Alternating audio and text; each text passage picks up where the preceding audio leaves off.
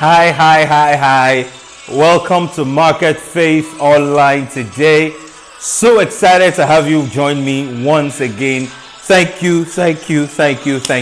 All right. I'm sure you can see this amazing whiteboard right beside me. We're just going to wait for a few seconds for people to join in, and then we're going to proceed today. So thank you so much for being a part of this. Please go ahead, send a message to someone, remind them, tell them Marketfaith.Online is on. All right, today is going to be unique. Today is going to be special, and we're just going to share a lot that will really help you and help your business. All right.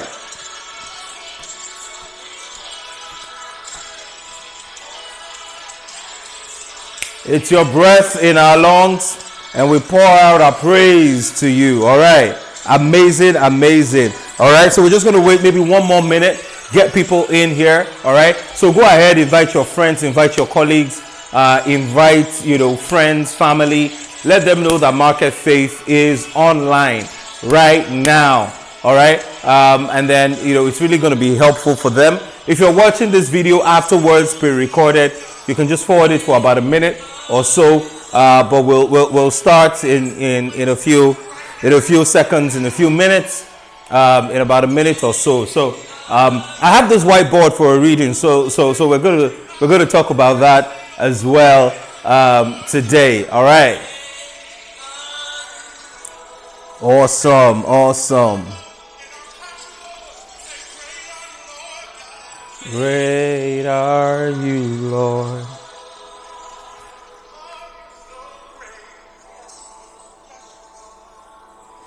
Go ahead, invite your friends. Go ahead, invite your colleagues. Just let them know that Market Faith is on, and it's going to be a big blessing to them. All right. Thank you so much, for joining me, for being a part of today's session, today's broadcast. I am super delighted that you decided to join us, and we're really grateful for that. Now, today, what we're going to do today and over the next couple of weeks is I want to help you in practical terms be able to develop systems and structures in your business. All right.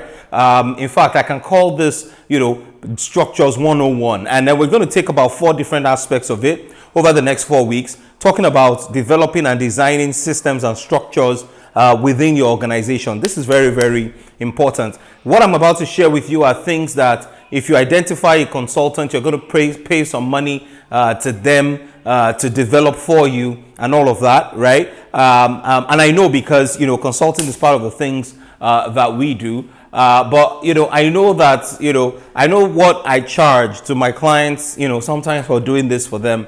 Of course, I can't cover everything in a 15-minute video, but I can just give you a sense of what exactly it is that you can do around developing systems and structures within your organization. And I'm going to try and walk you through very quickly how we do it and how that works within business. So the first thing we're going to do today is to talk about developing an organogram or developing an organization structure for your business. Whenever you want to develop or deploy systems and structures in your business, one of the first things you need to learn how to do or how to put in place is what we call an organogram. All right. Most of you know what that is. It's just a structure that shows the structure of your business. It shows key functions and things like that. So an organization structure is the first places you want to start from when you want to put systems and structures within your business. And you start by firstly identifying what is the objective of the business, what is the goal, what are you trying to achieve, and all those types of things.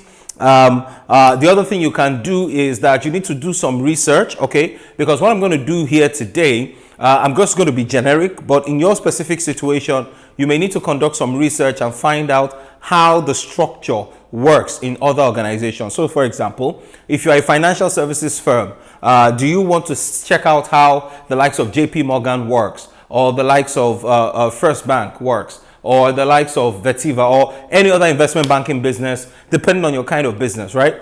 Some of them are publicly quoted organizations. So what you can do is that you can go to their website or you can check their financial reports, and you will see their organogram in there. And what it does is that it just gives you an idea or a sense of what you should be doing and how you should be structured in your own organization. All right, and then we start by drawing out a draft structure with boxes that represent how things work within the organization. So it's very, very important. An organogram, it's one of the first things I recommend that you start out with, and I'm going to show you that it doesn't have to be perfect right from the get-go, because the nature of an organogram is such that it changes from time to time. All right, as things happen within the organization, as restructuring goes on and things like that, chances are that the structure, the organogram will change. A few things will move around here and there, and all that is fine. But what I want to help you do is to just give you a framework and a mindset for thinking, about how your organogram should be. All right. Let me just start also by, giving you a few characteristics typically of the way your organogram should look like. Firstly, you want to ensure that there is optimal span of control. Optimal span of control refers to ensuring that you don't have too many people reporting to one person. You don't want the structure to become too unwieldy, where the person is not going to be able to manage what exactly is going on in there. So that's something you want to look out for. You want a flat structure that aids decision making as quickly as possible. You don't want to have too many layers such that reaching key people within the organization becomes difficult. You want to specialize as well, put people like minds and like functions in the same place. You don't want to put HR within finance and things like that. Those are some of the things that people do. Now, some of these things you can be flexible with them when you first start out in your business, but as you go along, you need to be more specialized as an organization. All right, it has to be flexible, scalable, and growth oriented. And then you have to compartmentalize and define authorities and roles within the organization. So let's go into the board quickly, all right? And let me show you, right, when you want to develop the organogram or the organization structure for your business, what are some of the things you need to start to think about, and what are some of the things that you need to do? The first place I always like to start, right, is the board, okay? Now, I know that many of us don't think about this, right? But every organization should have a board of directors, a board of advisors, whatever it is, however it is that you want to look at it. All right. Now, we're working with boxes and we're working with arrows as well. So directly reporting to the board, right, is the CEO. Okay. So this is very simple. This is very clear. This is what you see in several organizations. You start with the board. The board, the CEO reports to the board. So the arrow shows that, this is the direct reporting relationship to the CEO. Now, under the CEO is when things start to get a bit tricky and is largely dependent on the nature of your business. All right. Now, I want to use a generic example. Now, in a general business, right, you are going to have at least 3 functions under the CEO. What we will usually advise is maybe between 3 to 7 people report to one person. Anything outside 7 becomes sometimes unwieldy. It becomes too much to handle. All right. I mean, I know of organizations where, I heard Indra, the former CEO and chairman of PepsiCo, talk one time, and she talked about how she had about 16 people reporting to her. Yes, she would acknowledge that that's probably not the most healthy structure, but it does happen in some organizations. But I don't recommend. As a small business, you want to start somewhere and then evolve and grow from there. So, but there are 3 things, right? 3 boxes that are very critical under the CEO. All right. And as we go along, I'm going to share and explain to you why we're starting with, the org structure. All right. So 3 key functions, very critical, reporting directly to the CEO. Again, depending on how big your organization is and, what is obtainable, right? The first one I call operations. Now, operations is similar to what you will call your COO, your Chief Operations Officer, what they do there, all right? And then aside from operations, the other one you want to have is what I call marketing and business development. This also is very, very important. Marketing and business development, super, super important. And then, you want to have finance, all right, and admin. Now, again, depending on the size of your organization, right, this can be a starting point for your organization. It is basic, right? It is not complex at all. Key functions and key departments that you have within your organization. So this is the department, this is a department, this is a department or a function, as you may want to call it, all right? And then you have your, operations. Your operations people are the ones responsible for getting the job done. In some instances, the deputy managing director or the deputy CEO will often come from operations in some instances, right? In some instances, it can be the CFO here in finance, right? Marketing business development, their job is to create awareness. Their job is to ensure that sales and all those types of things are enhanced within the business. So you want to structure your business in a way that is very clear, is very well delineated. All right. Now, there can be other things. People may ask me questions like, where is HR in all of this? Where is this? Where is that? Right? Now, here's what I'm going to say to you. If you're just starting out in your business, chances are that you can't hire all the people that you need. So what's going to happen is that you're going to need some people to play multiple roles and multiple functions. For example, inside marketing and business development, marketing and sales can be in here, right? But that's not the ideal situation in the long run. But for now, because you're just starting out, right, putting them together here may not be a bad idea. But as you grow, you want to change that and you want to improve that. Operations as well, right? Finance as well. Admin ordinarily should not be with finance. But again, because of the fact that your business is just emerging and your business is just growing, your HR function, your admin function, all of them can sit in here. All right. And then as you go along, what you then need to do is that if there are other departments, you want to break it down further. So for example, here, if there are other departments, you want to break it down to marketing, assuming that there is a marketing department. You want to break it down to sales, right? This is also a department. Okay. Operations will depend on the kind of business that you are running. In a logistics service business, you may want to have what you might call maybe a scheduling manager,